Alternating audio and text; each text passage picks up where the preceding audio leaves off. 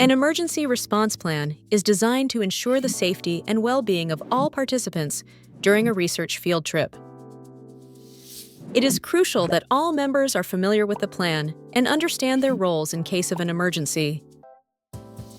Regular training and communication will enhance preparedness and response effectiveness.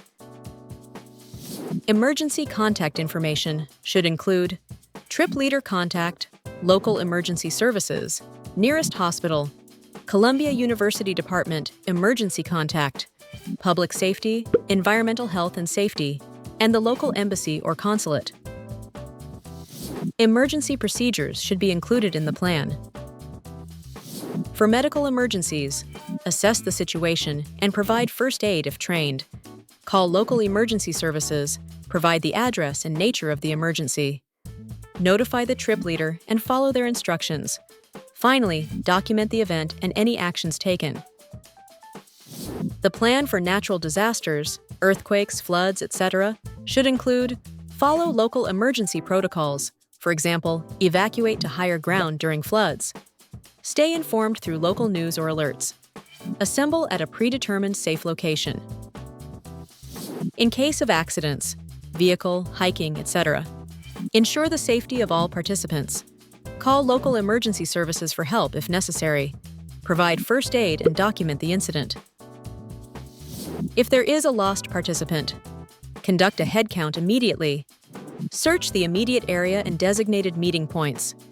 If not found within a reasonable time, notify local authorities.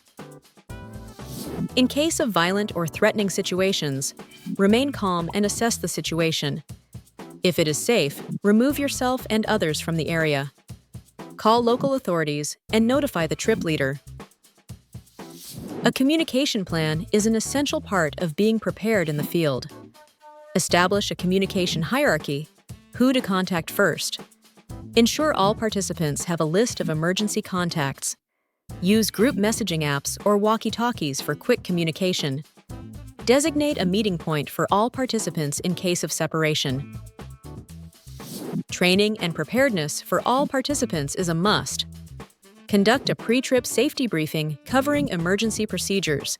Provide first aid training for trip leaders and volunteers. Ensure all participants are aware of the emergency plan and their roles. Carry a first aid kit and emergency supplies, flashlights, water, etc. Documentation and reporting will help you make reports and plan for future trips. Maintain a log of all incidents, including date, time, and details. Report incidents to the university and department as required. Review and update the emergency response plan after the trip. Research local emergency services and resources before the trip. Identify local hospitals, clinics, and pharmacies. Familiarize participants with local customs and laws regarding emergencies. Educate participants on local customs and practices. Respect local authorities and their procedures during emergencies. Be aware of language barriers and have translation resources available. Post-emergency procedures are important to not only the physical but mental safety of all involved. Conduct a debriefing session to discuss the incident and response. Provide support for participants affected by the emergency, counseling if needed. Review the effectiveness of the emergency response plan and make improvements.